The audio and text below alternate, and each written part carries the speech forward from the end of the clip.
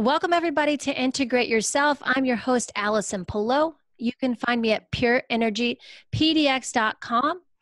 Today, I'm here with a very special guest. His name is Jay Feldman. He has been on my show before.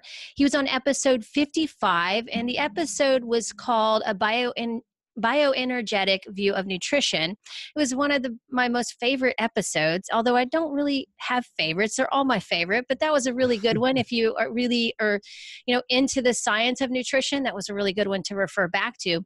Since Jay was already on the show, I'm just going to give him a quick intro, and then we're going to get right into some really great topics about nutrition today that I think are going to be real helpful for everybody.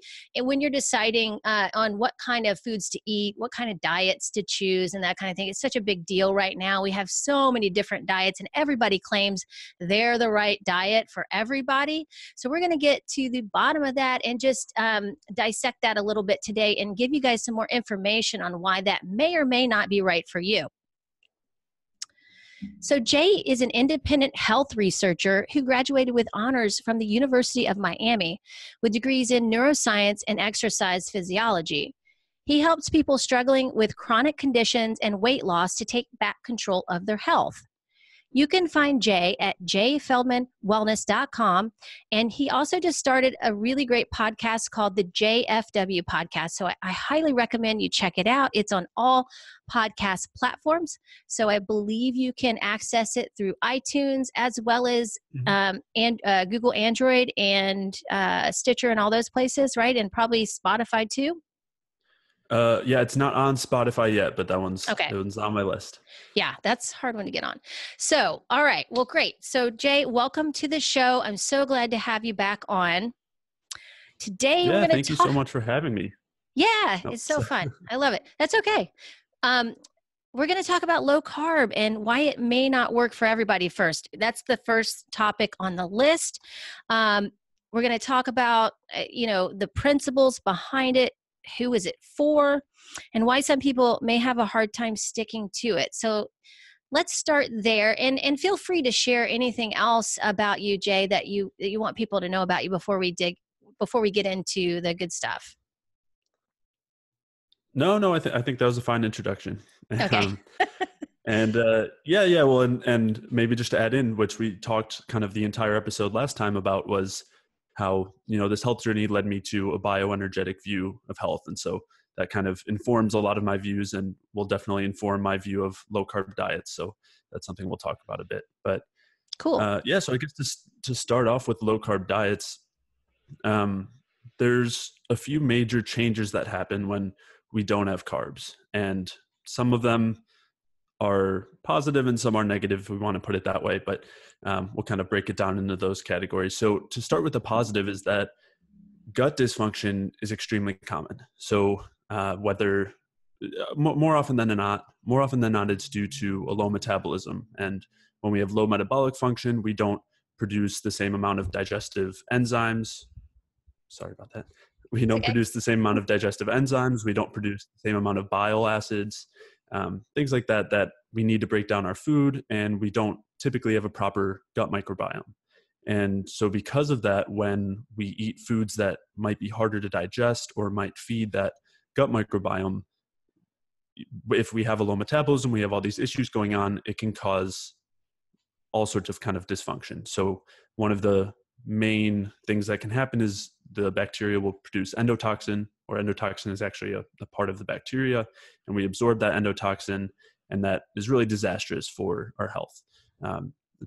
It's typically used in a lot of studies to kind of induce really significantly damaging effects and death a lot of times. So It's a very serious compound that we're exposed to regularly. And so if somebody is dealing with that sort of gut dysfunction and they eat carbohydrates, which most of the foods that are harder to digest or that feed the gut bacteria are carbohydrates, then this results in a lot of endotoxin production, and that causes all these issues.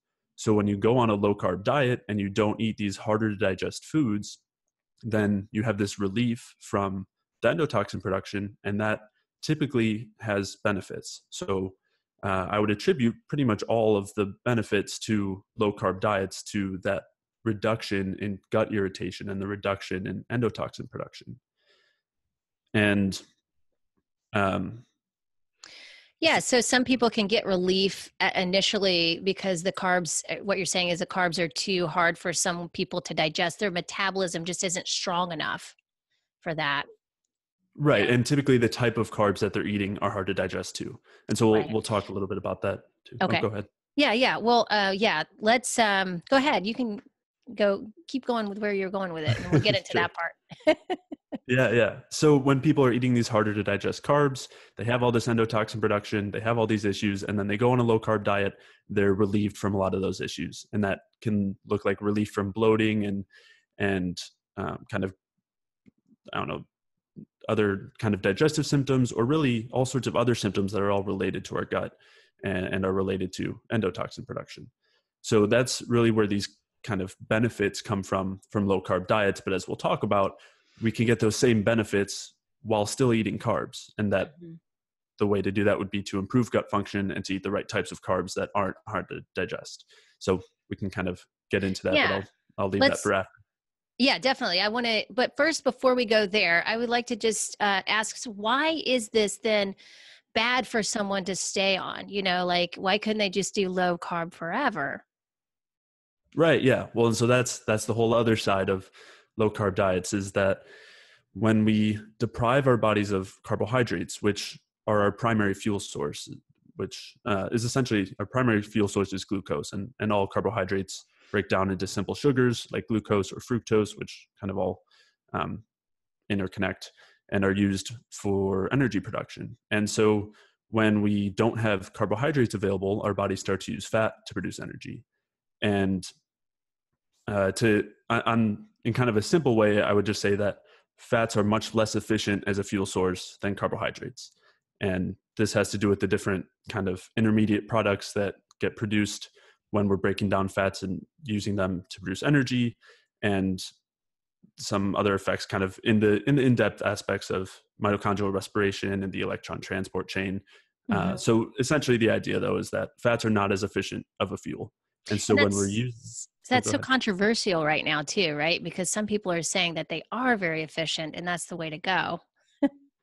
Yeah, and it's kind of tough to to explain one way or the other without really getting into it. So just to kind of give a general idea is that when you use fats for fuel, you have a greater production of FADH2 as opposed to NADH, and this essentially reduces the NADH to NAD ratio, which slows down the function of the electron transport chain and basically slows down the whole process of mitochondrial respiration. It all gets kind of backed up from there, and you have increased production of reactive oxygen species, which can be potentially damaging and cause all sorts of other adaptive effects.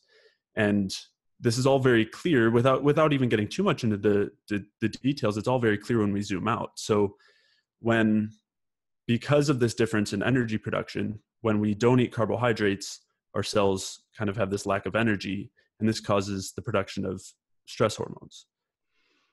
And this essentially is directly related to our blood sugar. So when we're not eating the carbohydrates and our blood sugar falls, our stress hormones are produced in order to increase our blood sugar so that our body has fuel, especially our brain, which really runs on that sugar in our blood. And so when we don't eat these carbohydrates, we have increases in the stress hormones like adrenaline and cortisol. So that's what cause it. Essentially, if we don't, you could think of it this way, in that if we don't eat carbohydrates, they're so important that our bodies will produce them on their own by breaking down our own tissues to produce them. So Yeah, and that causes you to age faster and break down. The body breaks down faster too. You're not recovering quickly, especially if you're an active person. And you're really, you're doing a lot of intense exercise, that you're not going to come back as quickly. You may not recover from an injury. You may get sick and not recover fast. So I've seen that a lot with people who are doing really low carb. And maybe we can get into a little bit in the aspect of, I don't think a lot of people also consider the carbon dioxide aspect of it. You're not getting carbon dioxide because you're not eating carbohydrates. And that's an important factor for yeah. recovery and getting oxygen to the tissues too. Yeah, Yeah. that's one of the other major differences between using fat as a fuel and carbs as a fuel is basically when we use carbohydrates as a fuel because of really the extra carbons in the carbohydrates, but differences in how they're processed, you get about 33% more carbon dioxide production from carbohydrate oxidation from using carbs as a fuel. So that does make a huge difference because as you pointed out, when our cells produce carbon dioxide, that allows the offloading of oxygen into the cells. So we need to have proper carbon dioxide production in order to get the oxygen from the red blood cells that are dropping off the oxygen. So, so that's another way that using fat as a fuel slows down our ability to produce energy.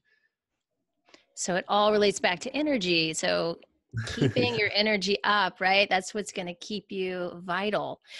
So let's move on to like the best carbs. And a kind of what I've also discovered, Jay, is when it comes to the type of carbs, I've realized that it really depends on a person's body type. This is a recent discovery that I just kind of like, it was a little bit of an aha moment for me, because what I've noticed too is like some people who, a lot of times people, and you can correct me if I'm wrong, but this is just my personal experience, is what I see is high endurance athletes, people who are generally, they have a hard time putting on muscle. They're really kind of skinny, generally speaking. They do better with the liquid carbohydrates and the quick, source carbohydrates. The people who are, can gain muscle much faster do better with the slow burning carbohydrates, or people that gain weight easier. That's just something I've noticed. Yeah, maybe. I mean, my question would be, is it the body type first or the ability to use carbohydrates first? That's such a good question. Yeah, that's a really good question. I'm not really sure myself, but it seems to be something that is a pattern that I'm seeing. Okay. Yeah. And I mean, that's definitely possible. I do think that there are differences. We do have individual differences as far as just our ability to digest different foods, but also a lot of that is affected by, the different things in our environment that affect our digestive capacity or our metabolism. And so it's kind of all interconnected in that way. But so to talk a little bit about the different types of carbohydrates, and this is, again, kind of the importance here is really our ability to digest them, and then also what's in the carbohydrate. So as far as our ability to digest the carbohydrate goes, typically starches are harder to digest than sugars. And this has to do with basically that starches are really long chains of glucose. And so they have to be broken up in order for us to absorb them in our guts. And that ability to digest starch is reduced when our metabolism is reduced. So typically the simple sugars are easier to digest, and those are found in fruits and milk and table sugar and honey. Yeah. And so especially if anyone's experiencing gut symptoms, that would be the first thing, is I would tend towards those simpler sugars. And then within those, fruits and fruit juice specifically fruit juice is probably the easiest one, because sometimes the fiber in the fruits can be irritating. And sometimes with even white table sugar, it can be eaten by the bacteria in our gut before we can absorb it, if we aren't absorbing our food very well. So there's actually compounds in the fruits that can protect them from being consumed by our bacteria. Well, that's really cool. I like that. I didn't know that, actually. That's a great point. Yeah, like all the kind of compounds that give them their pigment, the different colors of the fruits and things like that we are talked about as being healthy, the phytochemicals. They also, a lot of them have antimicrobial or antibiotic properties. So they prevent the bacteria and other microbes in our guts from eating the sugar that's in those fruits, which is kind of like an interesting, potentially co-evolutionary mechanism. Totally. God, nature is smart. Yeah. She knows what she's doing. So, oh my goodness, that's so great. So so what do you recommend, like, for people? You have people you're working with, you do things, you're eating carbs yourself. What is your best advice for people on how to choose the right carb? Because honestly, like, I was doing a lot of milk and a lot of orange juice and those kind of things. And that was it worked really well at first, but then over time I started getting more bloated. And so then I had to cut back on that a bit, bring it down a notch. And then I started to I was doing a lot of potatoes too. So I cut back on the potatoes a little bit too. I started bringing in some more gluten-free bread, and then I would Okay. put butter on it with like some marmalade or something, and that seems to be working really well for me. My stomach just went pretty much flat after that. So I just had to make a few tweaks. But so I think if someone's having a hard time digesting the quick source carbohydrates, maybe pull back a little bit on some of them and maybe mix in some of the starchy ones that they do well with. That's kind of what I would recommend. Just see where they are with that, because I just noticed that some people do better with the quick carbohydrates, more of that than others. And I think it also depends on how much you're moving, how much you're exercising on a daily basis. Yeah. Yeah. I mean, of course, it depends on all those factors. And I would think that experimentation is kind of, I think we have to let experimentation guide us in a way. So, and it's hard to say, if you were eating orange juice or drinking orange juice and milk and the potatoes and then kind of reduced all of them, it's hard to pinpoint which it was, Right. unless you know. But I typically, what I recommend as far as carbs go is I recommend starting with what I would call the safest ones and then moving towards the least safe. Which again, there's individual differences and experiment. We have to experiment and see what's going on, but that's kind of the starting place. So I would start with fruit juice and maybe really ripe fruit. Although ripe fruit is really hard to find in the U.S. Mm-hmm. If it's not seasonal. So that's kind of another reason why I would tend towards ripe fruit or fruit juice. So you have fruit juice and ripe fruit, and then potentially honey and white table sugar are on that easier side. And then some starches, or even like the starchy vegetables. So not even necessarily the root vegetables, but like squashes Mm-hmm. and that whole family of vegetables, and then potatoes or other root vegetables and tubers. And yeah, I think that, and then towards the other side of the spectrum, the much harder to digest would be the grains and the legumes. Yeah. So those would be the ones that I would be taking out first, and those would definitely be the last to put in, if at all, depending on what your capacity is for eating them and how you Yeah. respond. I agree. And I think that for me, like I didn't completely take those things out. I just pulled them back a little bit, because I think for me, what I learned was that I can go a little too much if I'm like my milk capacity is only so much. And then I start to get Mm-hmm. bloated, and I have to have it like at a certain level. And the same with some of those other quick source carbohydrates. And generally when I do juice, some kind of fruit juice, it's usually after a workout. So when my muscles are really needing that glucose right afterwards. So I do strategically use them more, I planned it out a little bit better than I was doing before, and I think that made a Mm-hmm. huge difference. But I think that is part of it. Is like I think a lot of people just start bringing in things really quickly just because it's the same thing with the low carb thing. Just take this out, just put this in, and we don't really have any idea of what is enough, right? Or what's too much. And so that is a matter of logging the food, paying attention to your physiological feedback and your blood sugar regulation, and going from there and seeing what works best.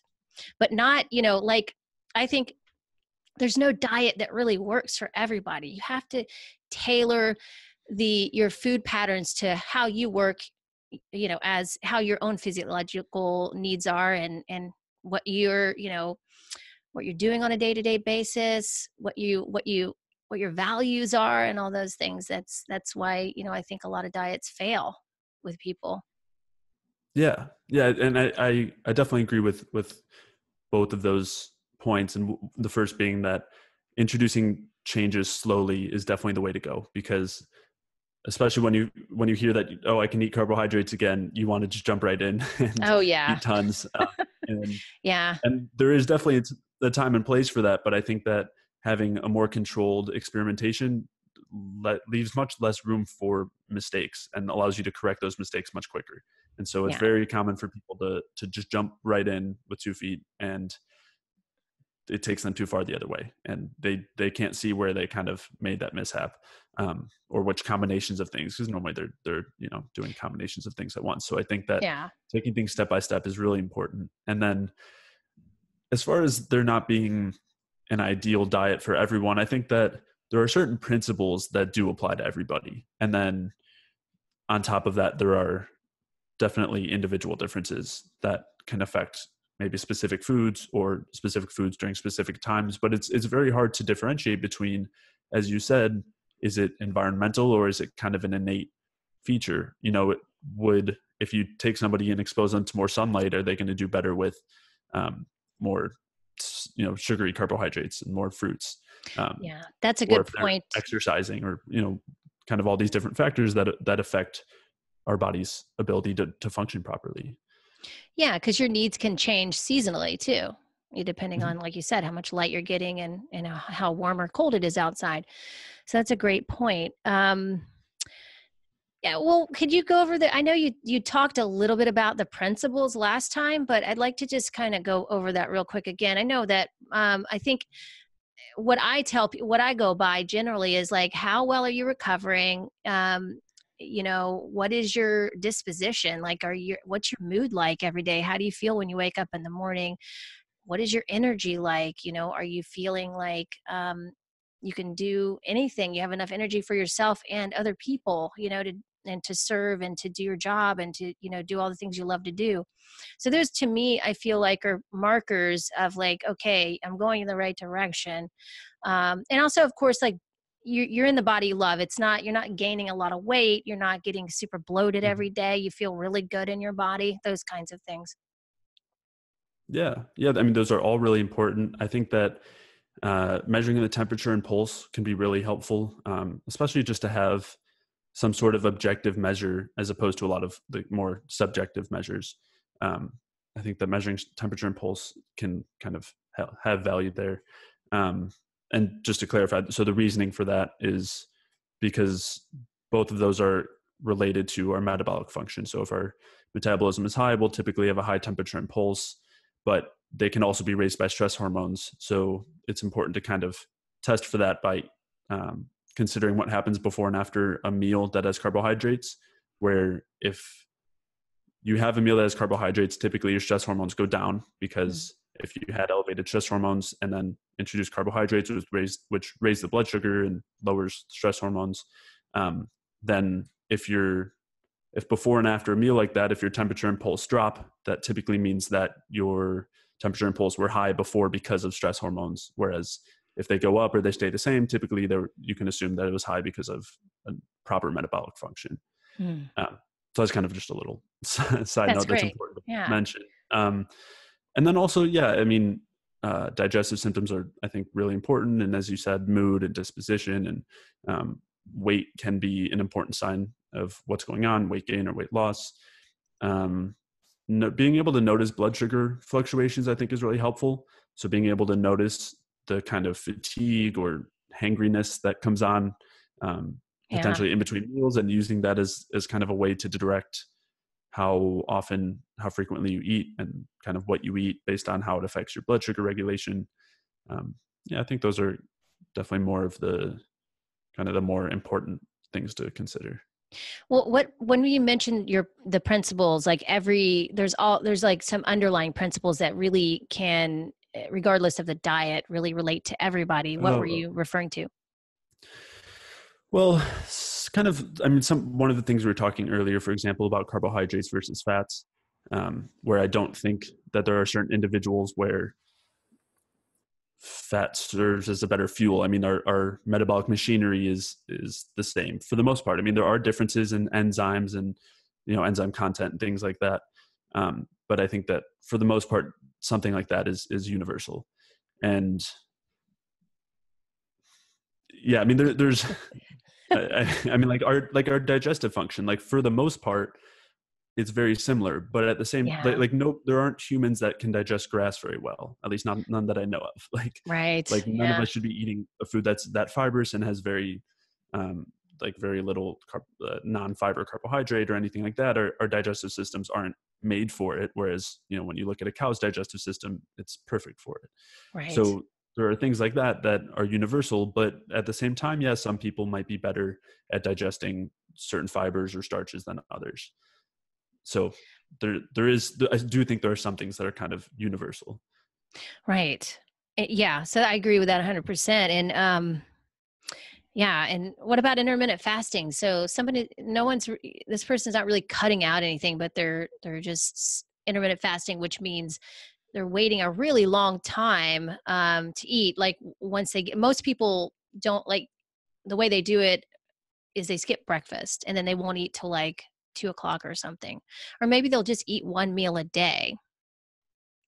How Yeah. does this Or I've, affect our health over the long term? Is it, I know that for people, it could be beneficial for people who are recovering and who are going through an intense healing process, possibly, but that would mean that you would have to rest with the fasting part of it. So, and a lot of people are continuing with what they're doing throughout the day. They're not really stopping.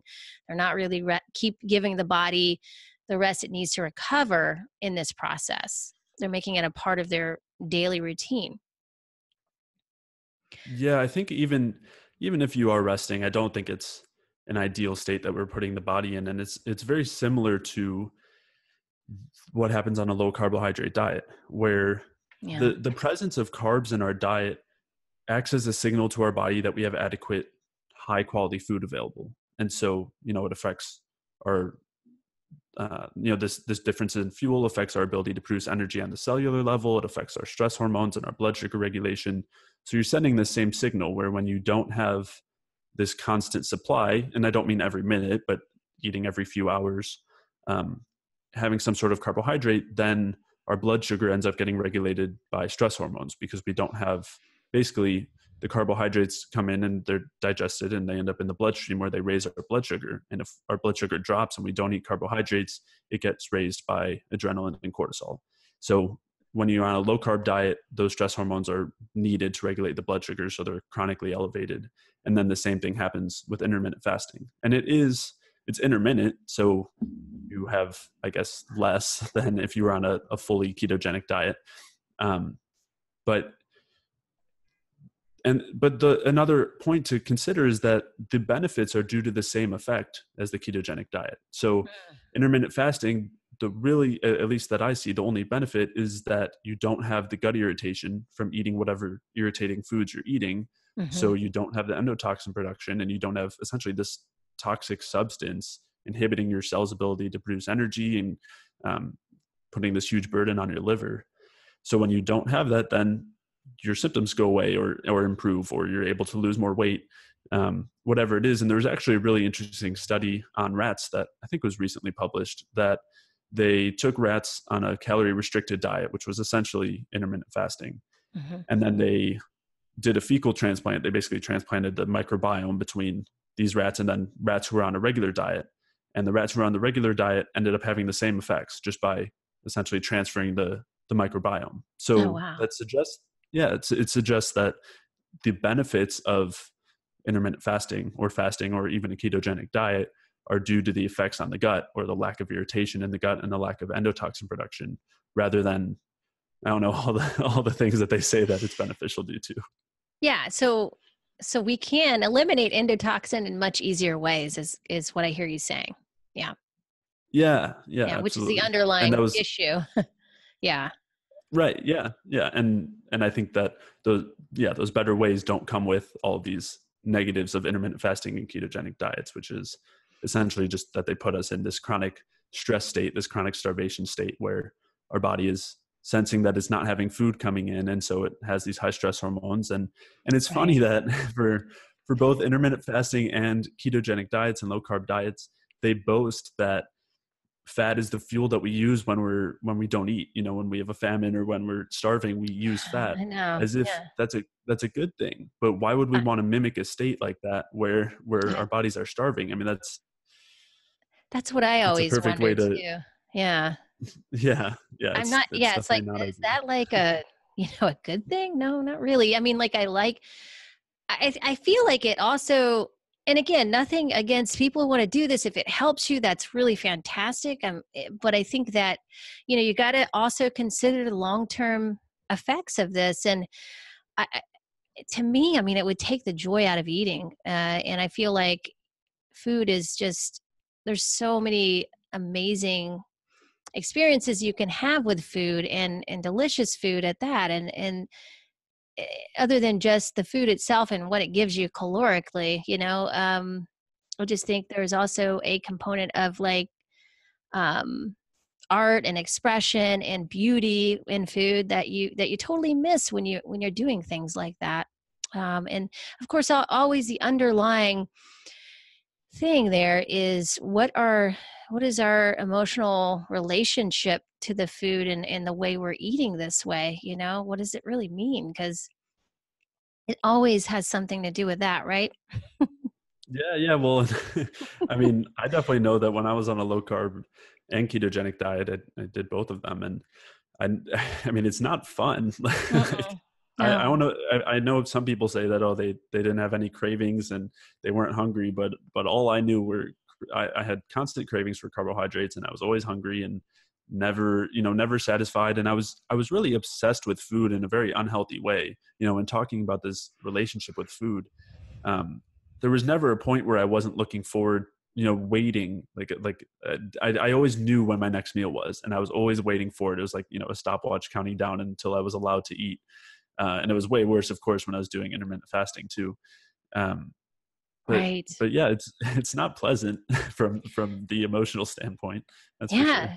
And then you have no energy to really do anything else but think about food, I kind of feel like. But maybe, I felt the same way when I went low carb. All I could think about was carbs, and Hmm. or no sugar. All I could think about is sugar. And I do everything I could to make some kind of, at the time I was like doing vegan desserts and stuff. And I wasn't a vegan, but that's the only kind of dessert that didn't have sugar in it. So I'd try to make these desserts. And of course the nuts and seeds would irritate my gut. Um, but it was just like, I was obsessed with it. And with sugar when I couldn't have sugar. Oh yeah. And then of course that with the intermittent fasting, I can only guess that people are going to binge from intermittent fasting. Like, it's every time I was on a detox, I would just end up eating more. Um, the pushback from that was just eating like triple the amount I would have at a normal meal, because I was so hungry and I had deprived myself for so long. So I don't know. I feel like it always balances itself out some way or another. So we might as well just find balance by, Maybe, or I was gonna say, or we should just use willpower and will ourselves not to eat carbohydrates, and yeah, that's one right. way to live. But That is one way to do it for sure. You can choose which way you want to do it. Um, but yeah, so that's why I say like no diet is really the diet. It's about like really just tailoring it to what you need, not leaving out any macronutrients, eliminating the things that are going to irritate your gut, and making sure that you have a good balance between your movement and your calorie intake. And I feel like if you're focusing on that, as well as, of course, like you said, your temperature and pulse, your physiological feedback, what kind of information that's giving you, that's going to tell you how your body's responding to it, and your mood, of course, too. So I think that you can't go wrong when you start to tailor it, but it's work. It's hard work, and you have to really pay attention. And at first, you have to food log. You just have to. You have to see where you're at, and that's the only way that you can really hold yourself personally accountable for what you're doing. And I found that some of these diets are a way that people can actually not hold themselves accountable. They can use someone else's plan which is easy, just to, and I don't blame them, because it's hard. Mhm. But actually when you look at it, you're not actually taking responsibility for yourself. You're going on someone else's value system instead of creating your own plan with your own value system. And so accountability takes courage. It really does, as Brene Brown says. So um, and you just have to look at it, and then you have to have the courage to continue on and keep looking at it and see where you are. So that's what I do myself, but I also teach my clients that. And I think once you get a handle on that, it's something that you can use for the rest of your life. You're never going to have to guess again really what you need. And I think that is so valuable, and it goes a long way, because there's nothing I can think of that gives you that kind of a lifetime of value for health. Like it's like knowing yourself better is the way to go, I think. Yeah. Yeah. For health and for every aspect of our life. I mean, and I think it's a huge problem, if not the problem, like if not the biggest problem, is kind of this lack of thinking for ourselves. And it's a multifaceted problem. I don't blame any individual person. It's, I mean, just in talking about health and energy, it requires energy not to really critically think about something, or to Absolutely. kind of Yeah. break away from the pack. And beyond energy, it takes, some sort of knowledge or unlearning of a lot of the things that we're taught. I mean, when we want to we want to talk through our education system, or the way that we're taught to regurgitate information and believe everything that's written as truth, which again, if we want to talk health industry or what we learn in class, I mean, that's what leads to these kinds of dogmatic beliefs. And it's really tough to operate on an open mind, because it leaves you feeling like you don't know which way is up. It's like there's this huge Yeah. sea, and you don't know, like, once you acknowledge that you don't know what the truth is, that everything and anything that could be wrong, it's a really scary thought. So It is. um Yeah.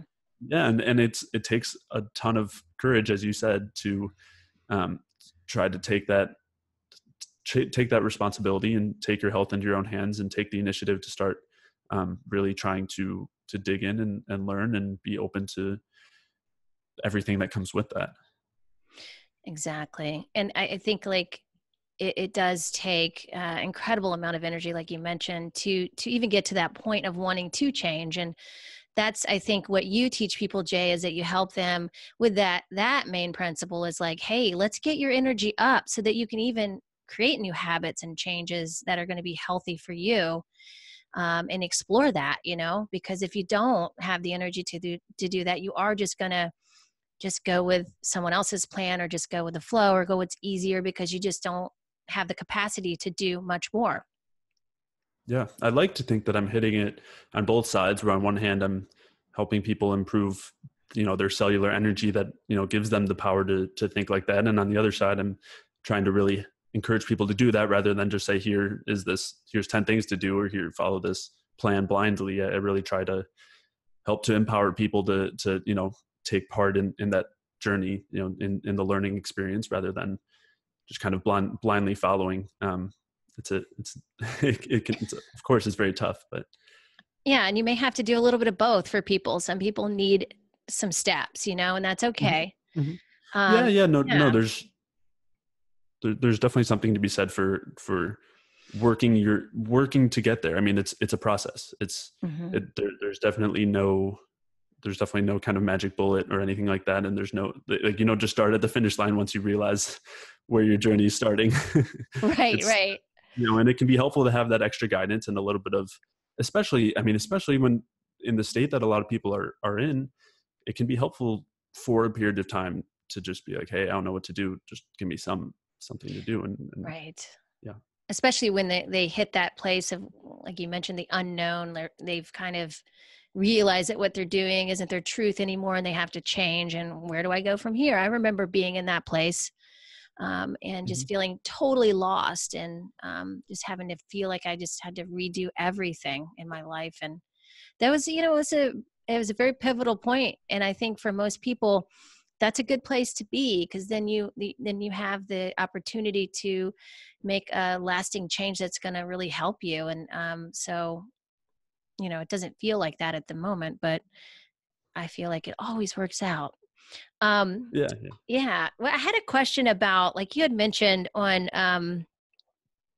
the email you sent me, calories in, calories out, the calories in, calories out equation, and why it doesn't add up. And then so do you mean by that you must determine what kind of calories work best for you, and how your body adapts to the calories? Because I kind of had the feeling where you're saying, like, some people are not realizing they're not taking it enough, and some are maybe realizing they're taking in too much too fast. um is that kind of what you were talking about with that?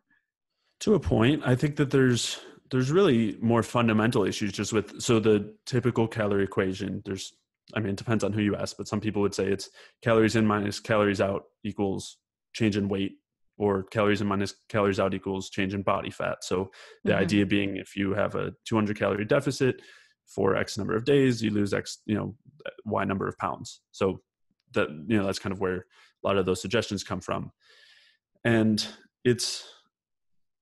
I think it's a very flawed thought process, and an intricate one to kind of explain, but I think it's worth doing, because I think that it encourages some potentially dangerous applications. So to kind of start with just the idea that if you eat more calories, you necessarily gain more weight, or if you eat fewer calories, then you go out, then you gain weight. Calories are not a measure of weight. So from the kind of just general weight standpoint, if you were to drink a bottle of water, or like a 1 pound of water, and then you step on a scale, you didn't take in any calories, but your weight has gone up a pound. So right. We know that calories aren't directly affecting our weight, but as far as body fat goes, that's a little different, because the idea there is that our 1 pound of body fat contains the equivalent of 3,500 calories worth of energy. And so the idea there is that then if we just reduce, if we take in fewer calories than taking fewer calories than we expend, then we'll eventually lose pounds of body fat. And there's several different lines of evidence that kind of go against this. So one of them is just the differences between calories. So if you eat 1,000 calories of carbohydrates versus 1,000 calories of fats versus 1,000 calories of protein, it's not equal. And there's many isocaloric studies, which means that they put different groups on the same calorie diet, but it has a different composition. So one might be high fat, one might be high carb, one might be high protein, and they all eat the same, let's say 2,000 calories, but they have differences in body fat by the end of the study, which is pretty good. It's solid evidence that it's not quite as simple as calories in, calories out, but there's then the response to that, which is, okay, well, the macronutrient, whether it's carbs or fats or whatever, those actually affect our calories out. So the equation still works, but it's just affecting both sides. Well, that's not really the case. And so we have to kind of keep digging a little deeper to explain why that's not the case. So one of the kind of other components that isn't talked about is that there are other features that affect the differences between calories. So one of them would be like digestibility. So calories are just a measure of heat, which is, I guess even before we talk about those differences, we should just talk about what even calories are, which is calories is a measure of heat. So if you were to take 1 gram of carbohydrate and burn it, it produces 4 calories of heat, which is not how our bodies function. We don't have a little furnace inside that when we put in 1,000 calories, it just burns it up and it's equal. That's not how our bodies use or produce energy. We don't run on a calorie system. So what happens is if we eat 1,000 calories of carbohydrate, that produces X amount of ATP and carbon dioxide and whatever else, which isn't necessarily equivalent to the calories. They all produce different amounts. So we're producing different amount of energy from the same amount of calories, depending on what they are.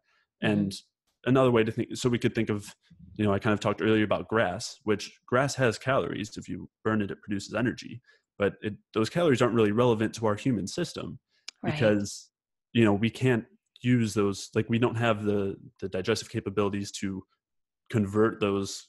That's a little more complicated because you're converting the way that animals that eat grass do it, is they convert the grass to fats and other things using probably actually takes bacteria. more energy in some ways, right?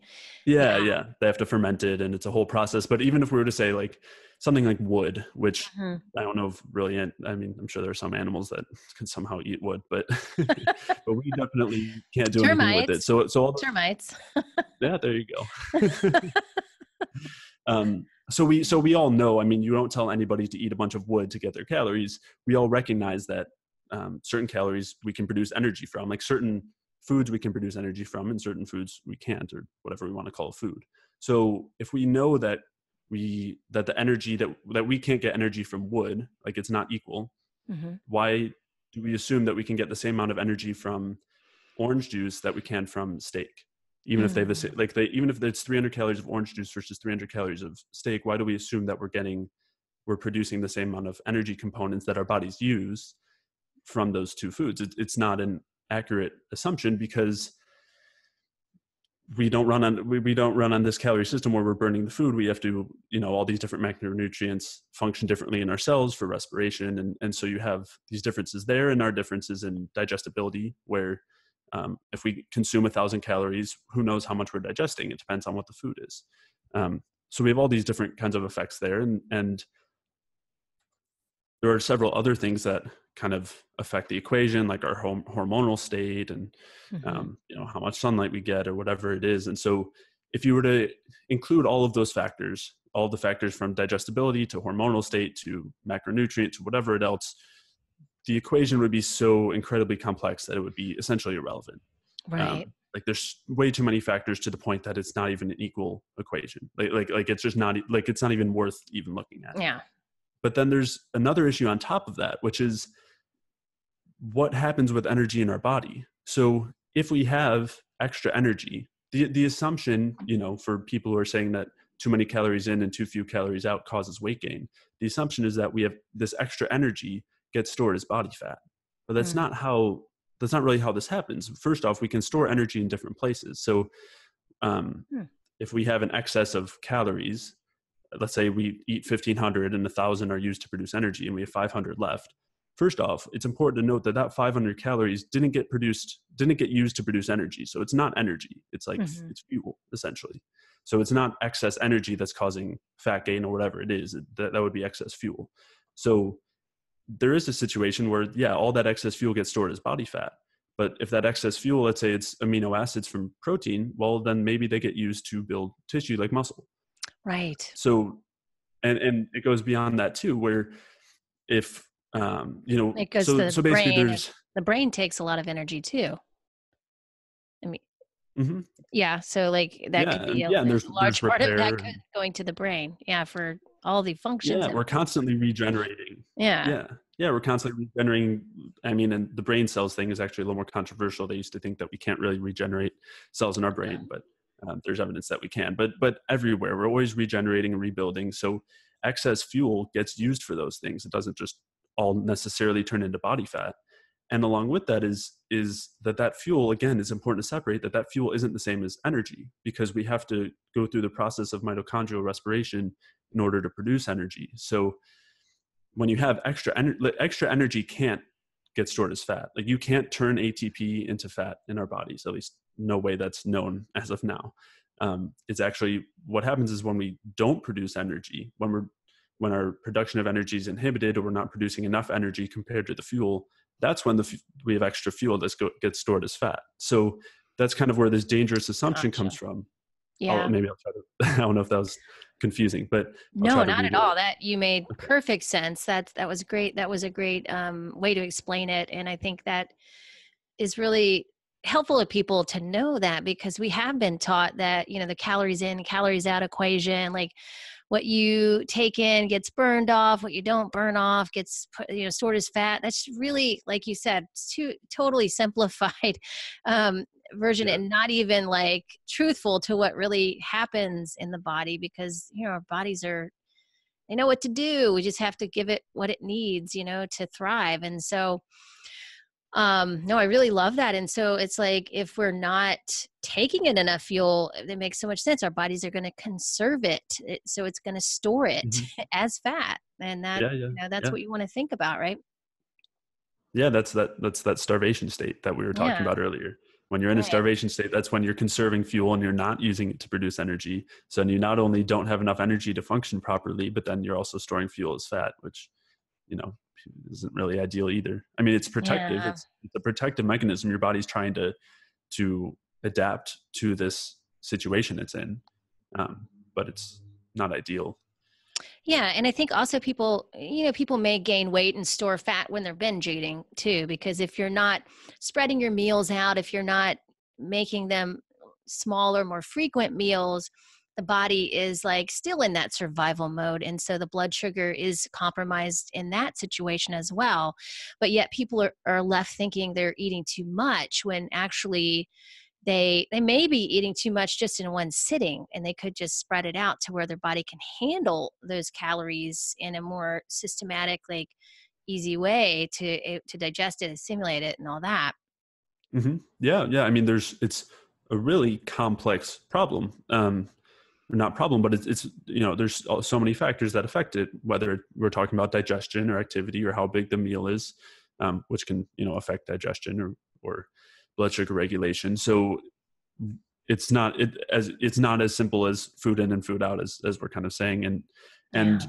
that's where my focus comes from, especially as far as weight loss goes. That's why I think it's so important to focus on energy production, because when we encourage the things that increase energy production, we convert the fuel that we eat into energy. Mm. Whereas when we are exposing our bodies to things that inhibit energy production, then the fuel that we come in won't get used to produce energy, and it'll get stored as fat. And then you also have a lack of energy, which isn't pleasant. It causes all these symptoms and degenerative issues that we talked about earlier. And that's something that's actually somewhat being acknowledged. I've seen a couple of interesting studies pointing out that obesity is a state of low energy, not high energy. And Yeah. again, that's kind of what we're talking about earlier with the calories thing, where they think that obesity is a state of excess energy, and it's the exact opposite. Wow. Yeah, And that's so, huge. That's huge. Wow. yeah.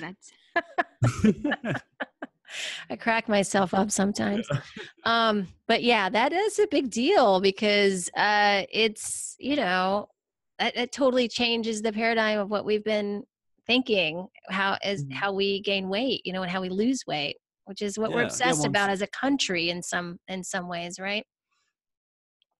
absolutely. And understandably so, because a lot of people are overweight, but the issue isn't that we're gluttonous and we're eating too much. It's the types of foods that we're eating and the types of the other things that are in our environment inhibit our ability to produce energy. So the food gets stored as fat instead of being used to produce energy. And so just to clarify, the assumption for people who think that obesity is a state of excess energy is that the main regulator of energy production is the presence of energy. So their thought process is, when you have a lot of energy, we stop producing energy, and then we store the fuel as fat. So that's why they're Mhm. considering obesity to be excess energy. But they aren't considering that there are many aspects of our environment that inhibit energy production, and that's going to cause us to have a lack of energy and store the fuel as fat. So Yeah. you have something like polyunsaturated fats, which we're kind of both aware are extremely problematic, and part of the reason is because they end up inhibiting energy production. And then you also have things like endotoxin, which we talked about earlier with gut irritation, that also inhibits energy production. So those are just a couple of many factors, everything from sunlight or heavy metal toxicities or whatever it is, that all affect this process of being able to produce energy, and that then can contribute to weight gain Mm. Yeah. and other aspects of our health. Yeah, and even like you said, the heavy metal toxicity. There's a podcast I just listened to yesterday. It was Paul Chek's podcast, and he Mm. was interviewing a woman who had breast implants, and she realized that she helps other women with breast implants, like detox from it, because they're finding more out about that they're actually, it's a very common thing for the bags to leak. Oh, Um, wow. and so they're finding this fluid that I don't think they use silicone anymore, but they use saline. But still, what they wrap the saline in is also leaking into the body and causing all kinds of crazy things. I don't know enough about the subject, but it was enough to just make me just totally scared of that. Like, not that I don't have breast implants, but I'm just Yeah. like, oh my God, that would be You started horrible, to to go reconsider. through. Well, I I'll tell you, I did consider it at one point in my life, but as soon as the doctor said he was going to cut my nipple off, I was like, nope, no, thank you. I'm done. This isn't happening. So that kind of freaked me out a little bit. But anyway, back on Yeah, the that would subject freak of me out too. nutrition. Yeah, I was like, no, that's going too far for me. I'm not going to do that. But ended up I'll tell you a story. Ended up doing, getting to the repeat nutrition, and the nutrition itself and the progesterone supplementation actually made my breasts come up, and now they're more perky than they've ever been in my life. And they got bigger too. So go figure. It can Yeah, happen. there you It go. seems like it seems like, when you're after you breastfeed, like they do kind of sag and they get really deflated. But I think a lot of women don't realize that they can actually new life can come in eventually to your breasts. So, just know that you can change it with nutrition. It's definitely a possibility. So consider that before you get your breast implants, ladies. So that's it. I won't talk anymore about breast implants, but it was horrifying to hear. When you said the toxicity thing, man. Okay. So let's see. Okay. The last thing I wanted to talk about with you, Jay, is the concept of hormesis that you brought up. So how small amounts of stress are beneficial to our well-being and our health, but this could be different than like a traumatic event or something. Just like you're saying, let's actually get into this. What give me an example of what you would say that a small amount of stress over time would be beneficial for our health. Yeah, well, so And I hormesis guess the is idea of hormesis, because this is actually the first I've heard of this word, to be honest with you. I haven't heard okay. of this term before. So please enlighten me, Jay. All right. Well, it's quite a rabbit hole to dig into, but so it's the idea that a small amount of stress or a small amount of some sort of toxin uh, causes our bodies to adapt in a way that improves their health, and so therefore that small amount of stress or small amount of toxin is beneficial. And the history is pretty interesting of hormesis, where it has some of its roots that were kind of related to homeopathy, and that caused it to kind of be thrown out. And then it really had a resurgence around the time of the atomic bomb testing, when they were trying to defend the low amounts of radiation that people were exposed to by saying that the low amounts of radiation are actually beneficial by causing these adaptive responses. And then that same kind of defense has been used in different chemical and industrial industries since then. And Oh, right. recently it's kind of blossomed, and now it's being used to defend caloric restriction and the benefits from exercise and ketogenic diets, and even like cigarette smoke or endotoxin or heavy metal exposure to like cadmium or mercury or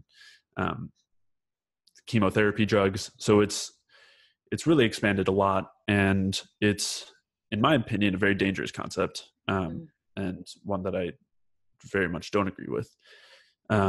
And it's explaining is a little intricate because the definition has changed a lot over time. But without kind of digging in too much to that, you basically, again, so you have this idea that a small amount of stress causes our bodies to adapt and become kind of stronger or more protected against that kind of stress. And that I don't really disagree with. To the point that we adapt to the things that we're exposed to.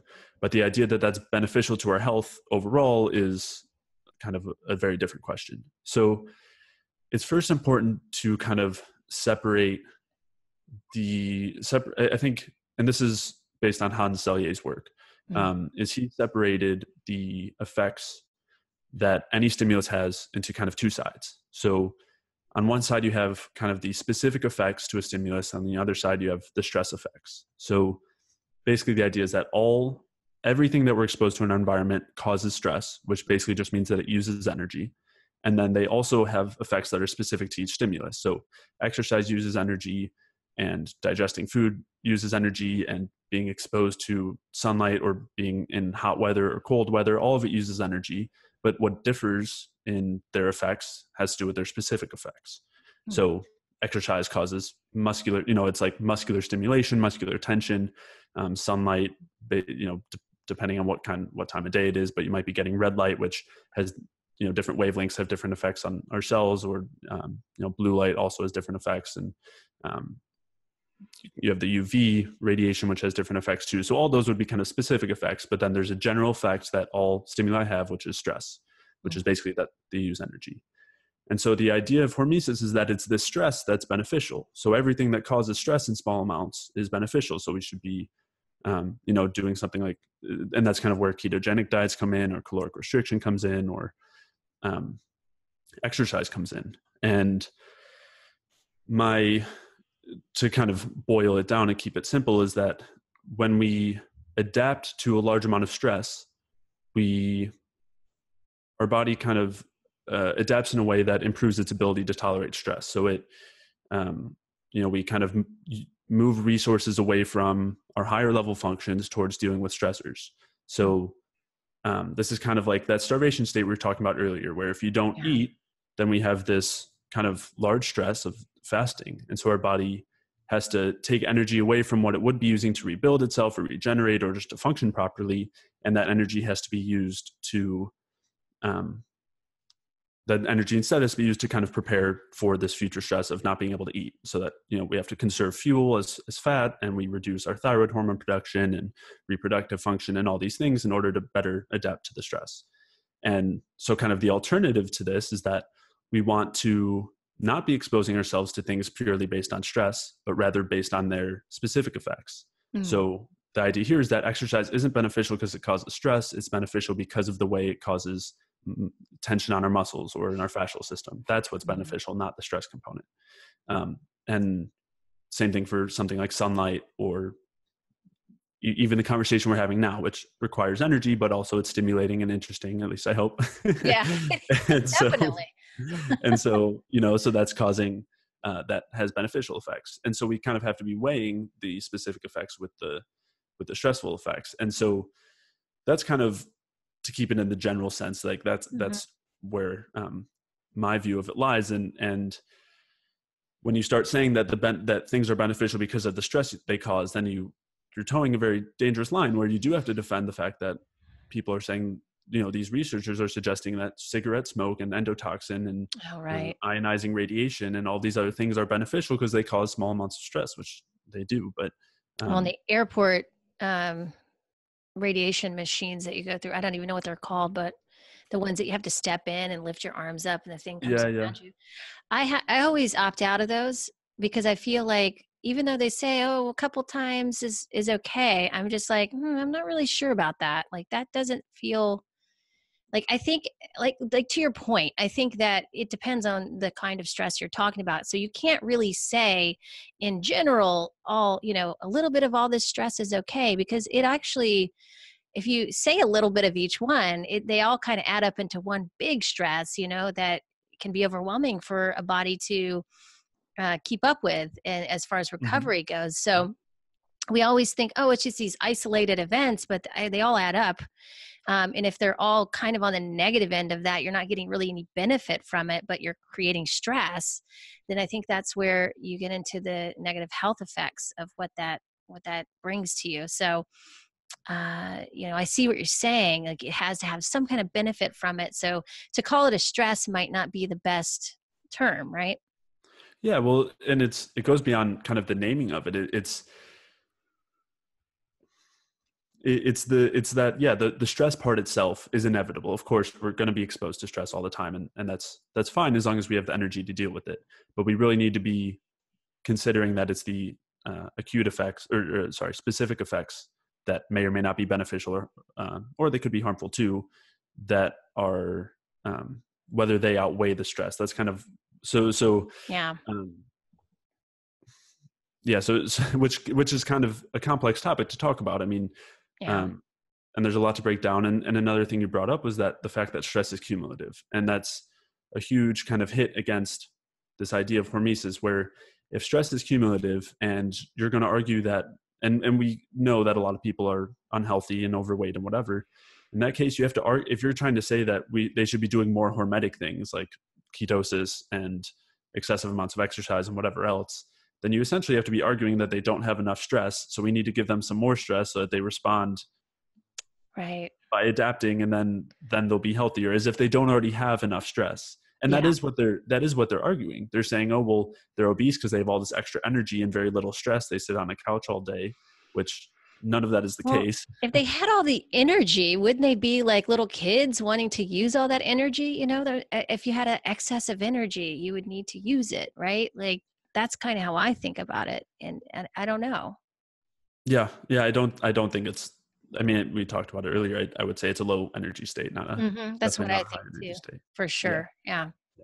And yeah, so in order to argue in favor of exposing ourselves to hormetic things, you have to say that we're not under enough stress and that we need to be stressing ourselves more so that we adapt properly. It's a it's kind of a circular issue, but and that's I would say a very hard argument to make. So, and there's kind of more in-depth issues with hormesis, and it's a more complex topic to talk about. So, you know, some of the people who are talking about like autophagy being beneficial, or mitochondrial biogenesis, or reactive oxygen species production, those are all kind of signs of stress.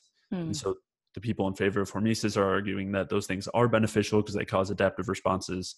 And so I'll actually have an article that may or may not be out when this podcast comes out. If it's not out, it will be out soon after. I hope. I've been saying that for a little while now, and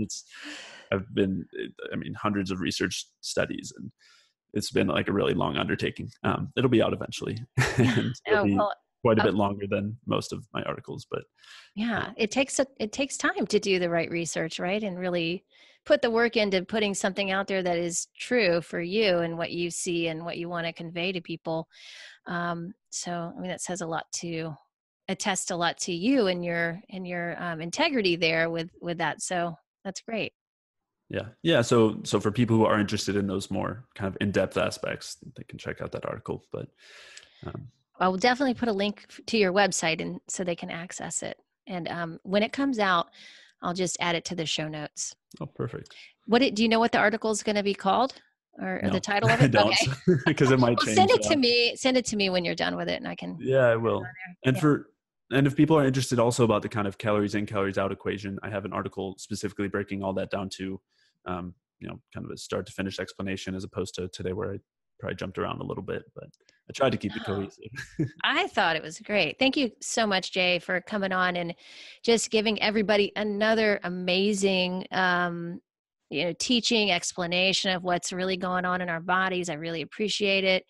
If you can do me a favor and just share with everyone where they can find you, what you have coming up, and all that stuff.